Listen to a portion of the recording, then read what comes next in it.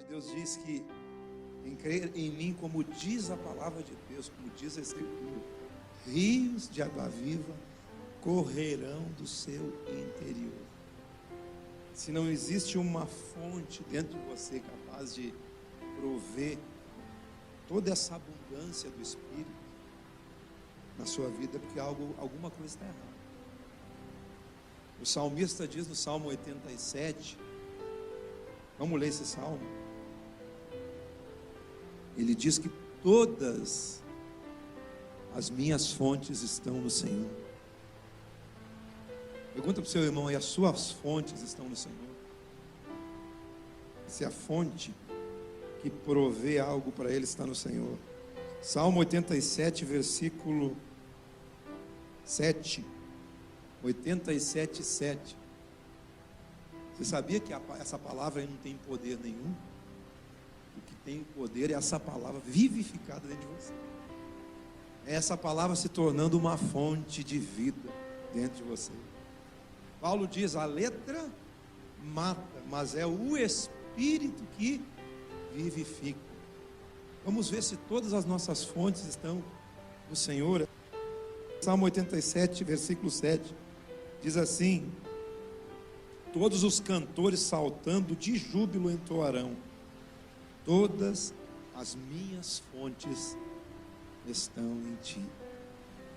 E Jesus disse assim, naquele versículo lá de João, capítulo 7:38, quem crer em mim, como diz a Escritura, rios de água viva correrão, fluirão do seu interior. O que acontece quando você crê? O seu interior se transforma num meio de vida. Quem crê em mim, o interior, ele se transforma numa fonte de vida. Por que fonte? Porque todas as fontes do Senhor, elas são produto daquilo que está no nosso espírito. Jesus mesmo disse aqui em João 6, que a carne para nada aproveita, o que o Espírito é o que vivifica. Quando você crê, irmão, o seu espírito, ele é recriado, transformado numa fonte, que flui o quê? Um rio de água viva. Então você é um ser vivo, ambulante. Não estou falando de vida natural, porque a nossa vida natural, a palavra de Deus diz que é 70, 80 e o resto é fadiga e canseira. Porque aos homens está determinado isso como seres humanos. Mas Deus não trabalha com o tempo humano. O que um dia para Deus é como 1000 anos. E 1000 anos é como um dia. Deus transcende o tempo. Ele não está limitado no tempo. De certa forma, entendo o que eu vou falar, a palavra de Deus, ela é limitada segundo o tempo dela. Deus se limitou na palavra para cumprir um tempo. E é o tempo da nossa existência que estamos vivendo aqui. Quando você se achega ao Senhor e crê, dentro de você uma fonte começa a jorrar. Você cavou, cachou a água, pronto, é ali a mina d'água. Assim, quando você crê, dentro de você se transformou numa fonte de vida, e que produz vida para as outras pessoas.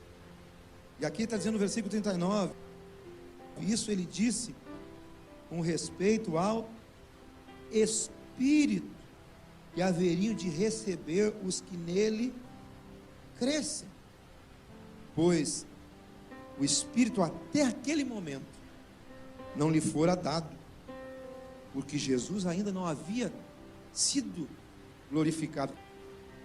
Na verdade, o Espírito Santo ele foi dado quando Jesus apareceu para os discípulos, soprou o Espírito Santo sobre os discípulos, e depois lá em Pentecoste a tocha acendeu o nosso espírito. Por que que sobre Jesus foi uma pombinha que desceu quando ele se batizou lá, desceu a pombinha, como um sinal de o Espírito Santo descendo sobre Jesus. E por que que em nós tinha que ser com fogo? Porque o fogo é o que vai iluminar você por dentro, é o que vai queimar você por dentro, é o que vai trazer luz a todas essas trevas. Foram vistas sobre eles línguas de fogo.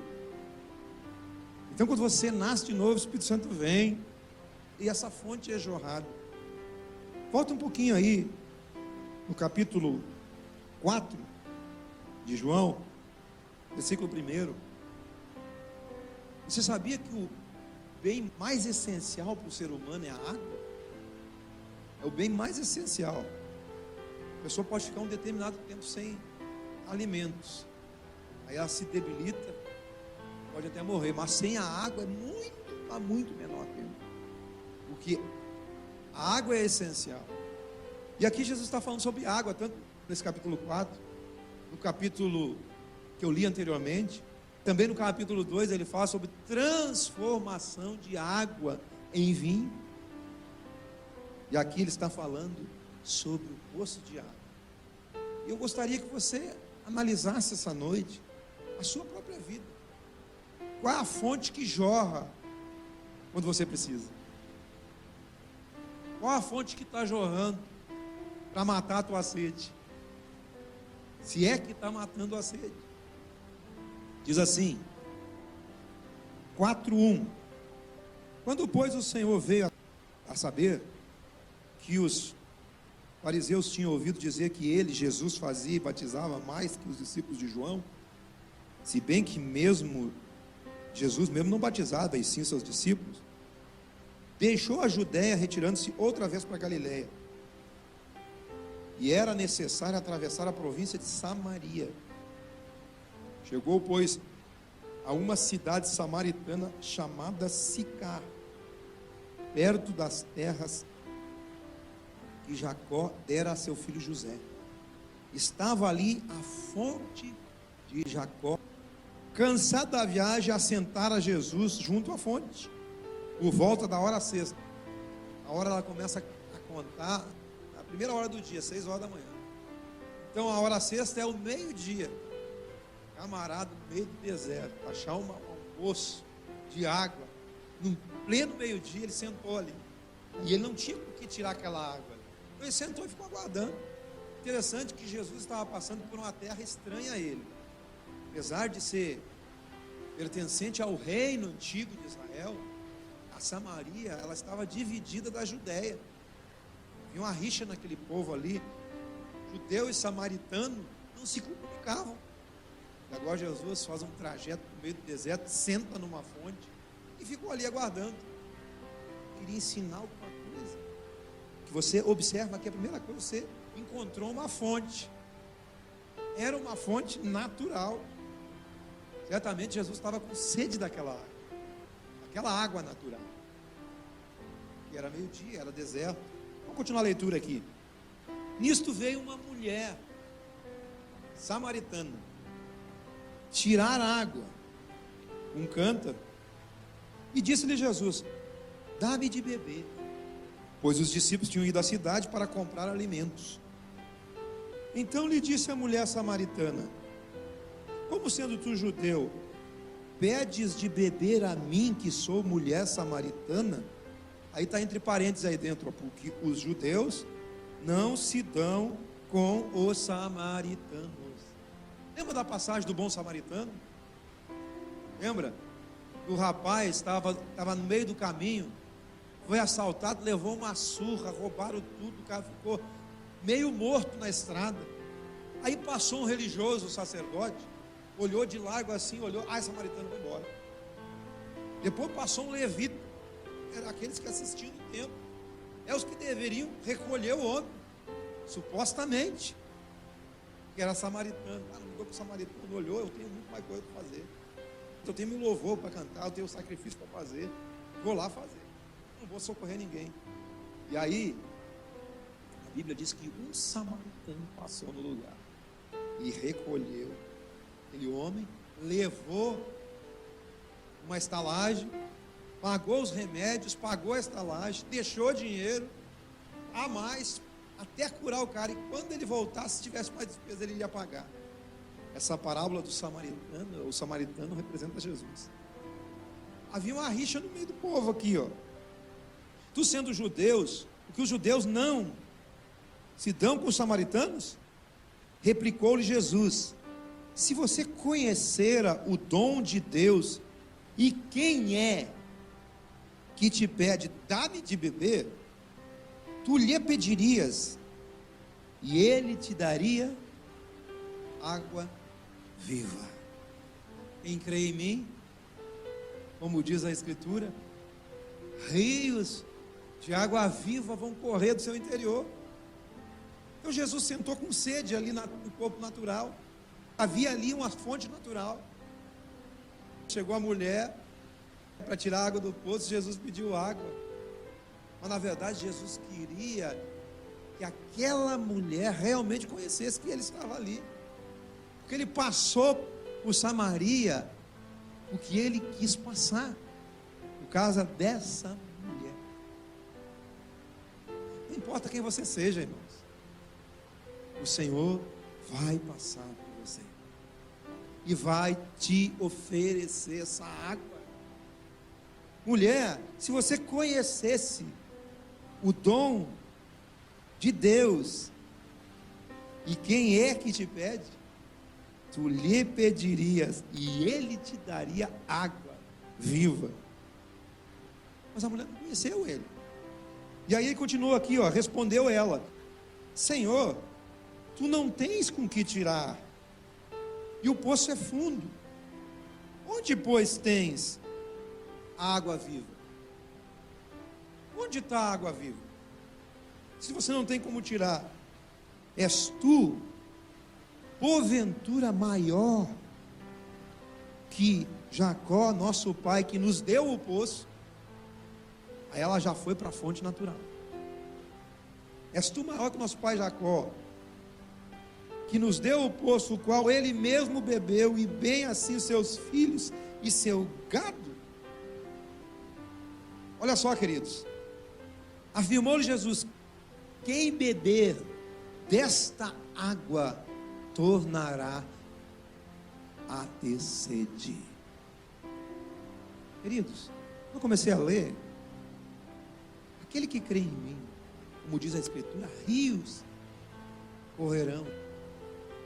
Fala de algo que sacia. Jesus está dizendo assim: toda vez que você recorre, a um recurso natural, algo que não provém da verdadeira fonte, você jamais será saciado. Você jamais será saciado em recursos naturais. O que é recurso natural? Tudo que não provém de um recurso espiritual. Se a tua confiança, a tua segurança está no recurso natural, você tornará a ter sede. Para mim não dizer que você está perdido. Ah, porque o médico disse isso para mim, recurso natural. Ah, porque a coisa eu estou vendo dessa maneira, recurso natural. Ah, porque as coisas são assim, recursos naturais. Mas quando você crê em Cristo Jesus, dentro de você algo mudou. Dentro de você algo mudou. É uma fonte que jorra um rio, que produz vida. Quando eu creio, tem uma fonte dentro de mim que provê todos os recursos que eu preciso para a minha vida. Então ele diz aqui: quem beber desta água tornará a ter sede. Não importa a capacidade que você tem, toda vez que você usar a força do seu braço, a sua capacidade humana. Essa fonte humana é uma fonte que se esgota. Nós não temos toda essa capacidade, mas dentro de nós existe algo que pode prover o melhor, tudo que eu preciso. Gente, tudo que eu preciso, sabe onde é que está? Precisamos descobrir que a verdadeira autoridade está dentro de você. Que essa autoridade é dada quando você conecta o seu espírito com o Espírito de Deus. Você se liga em um espírito com Ele. Aí a autoridade vem para a sua vida. E essa autoridade é capaz, como eu falei outro dia, o espírito é uma jurisdição. Por exemplo, aqui dentro do meu pátio, ninguém pode entrar, se eu não permitir. Nem polícia, nem ninguém. É uma jurisdição. É a minha casa. Seja alugada ou seja própria, a casa que você reside, você é autoridade sobre ela. Só entra no teu pátio quem você quiser. A jurisdição do Espírito é a mesma coisa. É um lugar intocável. O diabo não toca lá. O diabo não toca no seu espírito. Aquele que é nascido de Deus, o maligno, não toca. E quando você crê, você nasce de Deus. Nós nascemos de Deus pela fé. Não adianta você pensar que você sabe algo, que você é bom, você faz e acontece. E por fazer acontecer, nós podíamos fazer. Tem tanta gente capacitada para fazer tantas coisas. Mas um dia o nosso recurso acaba. E aí nós vamos se sentir frios, vazios, espiritualmente meninos. Nós precisamos usar o recurso espiritual que nós temos, a autoridade espiritual que nós temos. Quando nós entendemos a autoridade, entenda bem o que eu vou falar. Você entende que você pode, quando você declara, quando você confessa, quando você crê.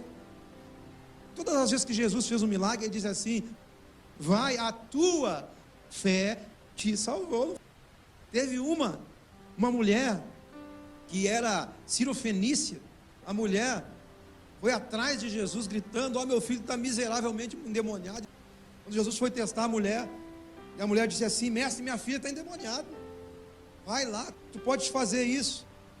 Aí Jesus disse assim, sabendo que ela não era da mesma terra dele: não é lícito eu dar o pão dos filhos e deitar os cachorros. A mulher disse assim: mas olha, Senhor, também os cachorros comem das migalhas que caem da mesa do seu Senhor. Ela queria dizer que a fé dela era tanta, gente, que se uma migalha que Jesus desse ia resolver o problema dele. Que fé! E foi o único milagre que Jesus, ele disse assim: seja feito como tu queres. Ele não disse: vai, a tua fé te salvou, vai e está feito o milagre. Não, ele disse: ó, seja feito do jeito que você quer. Gente, quando você crê como essa mulher, que não era digna, porque Jesus veio para os judeus, mas ela creu, ela entrou também. Quando você crê, você entra. Quando você crê, você nasce de novo. Quando você crê, um rio corre de você. Gente, esse rio é um rio que vai nutrir tudo que você precisa. Tudo que você precisa está dentro do seu espírito, está nessa jurisdição. Você precisa crer e viver de acordo com isso. O problema é que nós queremos andar segundo a carne, e segundo a carne, segundo a alma, nós não vamos entender o nosso espírito e o caminho que ele tem que seguir, e achamos que isso vai resolver. Toda vez que você beber da mesma fonte de Jacó, você vai tornar a ter sede. A fonte de Jacó é uma fonte natural. Paulo disse assim: eu rogo a Deus para que Deus vos dê espírito de sabedoria e de revelação, do pleno conhecimento dele, do pleno conhecimento da autoridade dele, em quem estão escondidos todos os tesouros da sabedoria e do conhecimento, para que se ilumine os olhos do vosso entendimento, para que você entenda a esperança do seu chamamento, da vontade de Deus para a sua vida, da autoridade que você tem, da fonte que jorra da sua vida. Gente, recurso natural. vai te levar para o natural. Por isso tem gente correndo atrás de dinheiro. O problema não é o dinheiro. Tem gente correndo atrás de carro, casa, isso, aquilo. Esquece que dentro dele tem uma fonte. Dentro dele tem uma fonte que vai nutrir ele. E ele não vai ter sede. Todo recurso natural, tudo aquilo que vem do natural, ele perde seu valor. Paulo disse assim: não atentando nós para as coisas que se vê, mas para as que se não vê. Porque as que se vê são temporais, mas aquelas que você não vê são eternas. Irmãos, quando nós nos reunimos num corpo como esse aqui, e somos pertencentes ao corpo de Cristo, nós precisamos entender que a nossa vida não é só esse tempo de revelação aqui na terra. Nós temos um outro tempo. Quem crê em mim, como diz a Escritura, vai correr rios de dentro dele. Deixa o rio fluir da sua vida. Deixa esse rio fluir. Versículo 13, 4:13. Afirmou-lhe Jesus: quem beber dessa água tornará a ter sede. Aquele, porém, que beber da água que eu lhe der, nunca mais terá sede. Bebe dessa água viva aqui. Pelo contrário, a água que eu lhe der será nele uma fonte a jorrar. Para onde? Para a vida eterna. E a vida eterna, ele mesmo disse, a vida eterna é essa: creiam em Deus Pai e em Jesus Cristo que foi enviado. Está tudo em João. A revelação de Deus está em João. Versículo 15. Disse a mulher: Senhor, dá-me dessa água então, para que eu não tenha mais sede, nem precise vir aqui buscá-la. A mulher ainda estava, com o entendimento natural.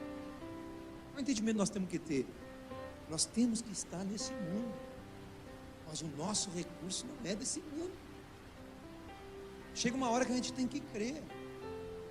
Você tem que mergulhar na confissão da palavra, na leitura da palavra, no tempo com Deus, até você amadurecer por dentro, num nível de fé em que você não admite mais aquela circunstância, porque aquilo é só circunstância. Essa maturidade vem à medida que você vai crendo, vai construindo fé. Quem tiver fé do tamanho do grão de mostarda vai fazer milagre. Do tamanho é você pegar um tamanhinho do grãozinho, é uma fezinha minúscula, você não vai fazer nada desse jeito. É ao contrário, o texto bíblico diz: quem tiver fé como um grão de mostarda. Aí você tem que ver o que é o grão de mostarda. Ele é a maior hortaliça, que dá 4 metros de altura, e as árvores se aninham. Então, uma fé que remove as montanhas. Quem sabe a sua montanha seja um câncer, ou seja uma dor, seja uma dor de cabeça, seja uma depressão, seja um problema familiar, seja um problema financeiro, sei lá qual é a sua montanha. Mas você tem que desenvolver a sua fé e você dizer: montanha, sai da minha frente, e a montanha vai te obedecer.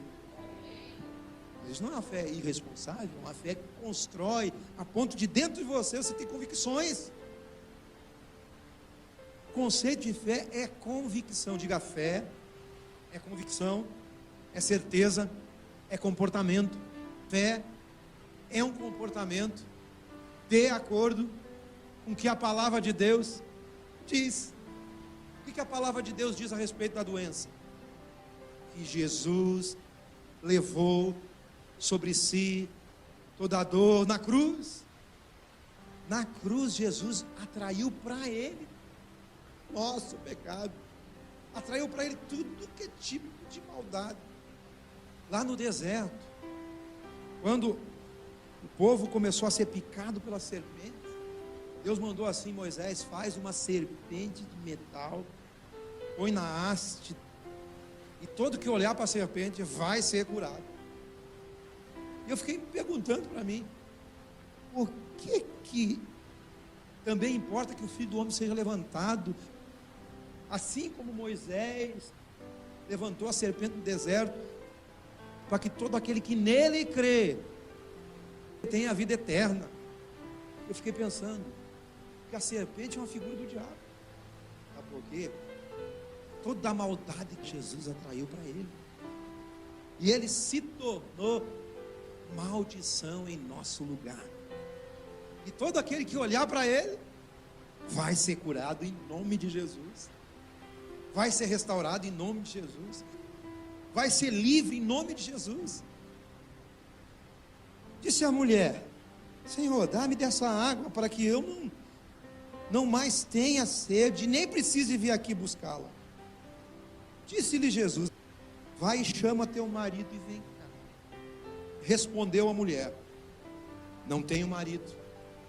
Replicou-lhe Jesus: bem disseste, não tenho marido, porque 5 maridos você já teve, e esse que agora tem, quer dizer, esse é o 6º já, né? Esse que agora tem não é teu marido. Aí a mulher disse: Senhor, eu vejo que tu és profeta. Aí ela já aproximou a religiosidade dela. Versículo 20. O monte que ele estava, acho que se não me engano era Gerizim, irmão. Mas estava na fonte das terras de Jacó, em Sicar, Samaria. E aquela diz assim: nossos pais adoravam aqui. E vós, entretanto, dizeis que é em Jerusalém o lugar que se deve adorar. Porque os judeus tinham o costume de todo ano ir adorar em Jerusalém. Eu pensei, essa Jerusalém, ela está em maldição. Gálatas diz. Mas a Jerusalém que eu procuro, ela vai descer do céu. Eu não vou ir lá, ela vai descer. Isso é religião, isso é ritual. Vai adorar pedra, água, terra, óleo. Leva os pedidos e põe lá. E o teu acesso a Deus aqui agora, meu irmão, ao trono da graça. Gálatas capítulo 4, versículo 24. Estas coisas são alegóricas, porque estas duas mulheres, está falando de Agar e Sara, né? As duas alianças. Essas coisas são alegóricas, porque essas mulheres são 2 alianças. Uma, na verdade, que se refere ao Monte Sinai, que gera para escravidão.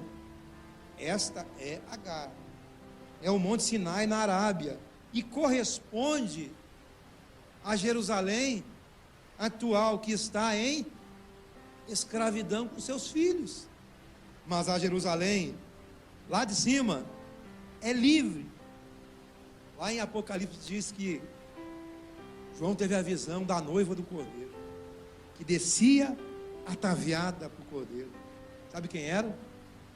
A Nova Jerusalém. Sabe quem é a Nova Jerusalém? Jesus disse assim: na casa de meu Pai há muitas moradas. Você é uma morada nele, porque eu sou uma casa espiritual. Eu sou uma casa espiritual. E várias casas, se for pouquinho, uma vila, né? Mas se for bastante casa, que eu sei que no mundo inteiro tem bastante casa, vira uma cidade. Essas casas espirituais, essas pedras vivas que Pedro fala, estão sendo edificadas. Vocês são edifícios, estão sendo edificados. Vamos voltar lá para João. Nossos pais adoravam nesse monte. Vós, entretanto, dizeis que em Jerusalém é o lugar que se deve adorar. Mas veja bem, olha o que o texto diz. Disse-lhe Jesus à mulher: você pode crer que a hora vem quando nem neste monte, eles estavam ali, né? E nem em Jerusalém adorareis ao Pai? Você está dizendo que teus pais, a tua descendência de Jacó adorou aqui, e os judeus adoram em Jerusalém todos os anos? Você pode crer que vai chegar uma hora em que você, nem nesse monte, nesse lugar específico, nem lá naquele lugar, Jerusalém específico, vão adorar a Deus? Porque vocês adoram o que vocês não conhecem. Nós adoramos o que conhecemos, porque a salvação vem dos judeus. Por que ele está falando isso? Porque ela adorava o que ela não conhece. Ele está dizendo a respeito dele mesmo, que ele era o Messias, que viria de uma genealogia. Ele teria que nascer numa genealogia. Jesus foi judeu, tinha que nascer num lugar. Olha bem e preste atenção. Você já ouviu esse trecho milhares de vezes na sua vida de fé? Quase todas as vezes sem entendimento. O que é isso aqui? Ele diz assim: mas a hora vem e já chegou, porque ele já estava ali. Está se referindo dele mesmo. E já chegou a hora em que os verdadeiros adoradores adorarão ao Pai em espírito. Adorarão ao Pai na nova condição de vida que eles receberam ao crerem em Cristo Jesus. É o Espírito. Esse Espírito é o Espírito humano. Adorarão ao Pai através da sua comunhão espiritual. Não é aqui, mas é na comunhão do Espírito. Nós olhamos a fonte natural. A mulher disse: não, mas nossos pais adoravam aqui. Você adora o que você não conhece. Você adorou, você não conhecia. Nem nesse monte, nem nessa parede, nem nesse lugar. Você precisa saber que adorar a Deus é você ter a comunhão espiritual. E a comunhão espiritual é só quando nasce de novo. É quando recebe a consciência de Deus, a consciência do Evangelho. Recebe a vida, a fonte que jorra água viva. Esse corpo, ele vai cair um dia. Eu já estou ligado. Eu já estou na Jerusalém Celestial. Na verdade, aquele que se une com o Senhor é um Espírito com Ele. E Ele nos faz assentar nos lugares celestiais em Cristo. Só vai para Nova Jerusalém quem já foi. Quem já foi para Nova Jerusalém? É quem se ligou. Quem está ligado no Espírito.